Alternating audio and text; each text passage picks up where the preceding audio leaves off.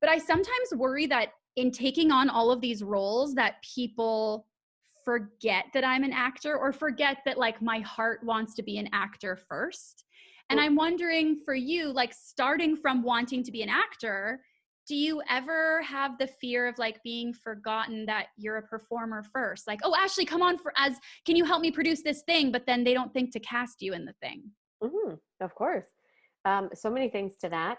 Mm. Firstly, yes, I did about this podcast. So yes, I'm always worried that people are going to forget about me. And guess what? They will. Yeah. And that's okay too. That's kind of, mid-30s lesson that I'm trying to sink my teeth into here is like, yeah, respectfully, it's not their job to remember me. What it is, my job to do is remind them. And they can say no thank you, and that's fine too. So this is a story. I was really broke, and in between contracts and doing festival work and kind of all over the place, doing these many jobs that you were talking about. And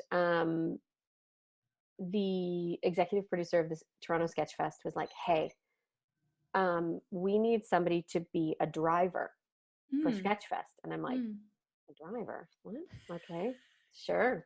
I'm broke as fuck. Please, yes. They're like, it's only $150 or whatever. Can you do it? I'm like, how long? They're like, one night, but it's like going to be morning through to probably midnight. I'm like, yes, I need the money. Yes. Yeah. It was for Paul Feig, the director of the all-female identifying Ghostbusters and Freaks and Geeks and the science teacher in Sabrina and the Teenage Witch, Paul Feig. And oh my God. Sorry, that is like, oh my, did you know when you were like, yeah, sure. I did. They told me, and I was like, yes, please. Yeah, I'm in. Sure. I'm in. Do you want me to pay? Like, sure. $150, $15? Did you say it pays in Subway sandwich, one Subway sandwich? Great. I'm in. The cold cut trio, baby. Yeah, no problem. The kids tuna melt? Great. I'm allergic to fish. Bring it on. I'll drive, Paul. Oh my God. They needed somebody who was had a clean record, driving record, and was free and would do it for that money because it's a registered charity. They don't make a lot. So, and I was broke, and I was like, Paul Feig, absolutely. And then Bruce McCullough is like one of Bruce McCullough's besties. And so there was like this kind of thing of like, Bruce is going to interview Paul for this one night during Sketchfest. It's this big event. So you're kind of like working with Bruce McCullough, and I'm like, holy shit, Bruce McCullough, oh my God, this is amazing. This is such a gift. So I drove them around and from news outlet and then to lunch and then to the event and the rehearsals and everything. And it was kind of like the producer had said, don't like be chatty. And we know you like to talk, don't be chatty. I'm like, no problem. Right. No worries. They know me well. They can say it. And I was like, no problem. And then he started talking to me. So we got chatting about how we were both in therapy, and we both started after 45 was elected. And I was like, oh, we both played science teachers on TV. And like we were just like bonding, and he was really, really a lovely person. And then I got to talk to Bruce McCullough as well, which was like, I'm just beside myself this entire time. The event goes smashingly. I'm kind of like half producing as well, so that the executive producers can enjoy the event. I'm like, no problem. Like, I see what needs to be done here. Like, can you clean up this? And kind of directing the team. And then I take the gents back to their house, and I have to pick up Paul the next day at like the crack of dawn for his flight.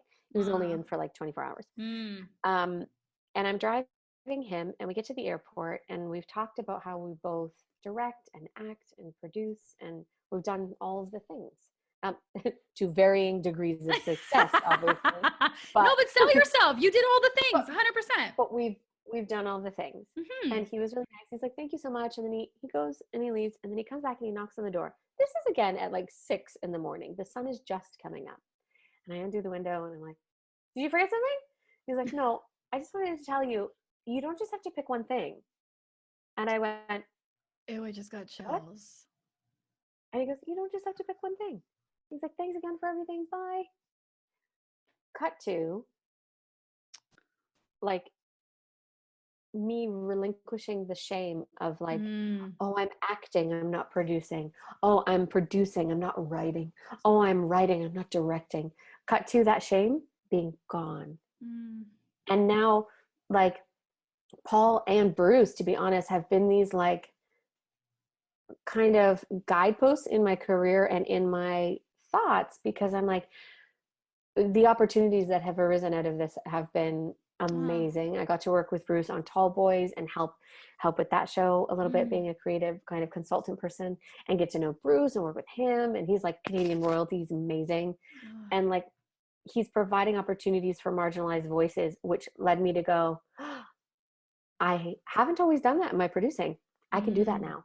I can do that in my writing. I can do that in my hiring. I can do that in my XYZ. And it was like, there's just these moments, just these little moments. So did I spend my 20s feeling like a failure because I wasn't just one thing? Yes. Did I waste a decade of a very fun, fabulous young life doing that? Yeah. But I needed to. And then did I get like hit by the universe by Paul Feig in the face? Yes, I did.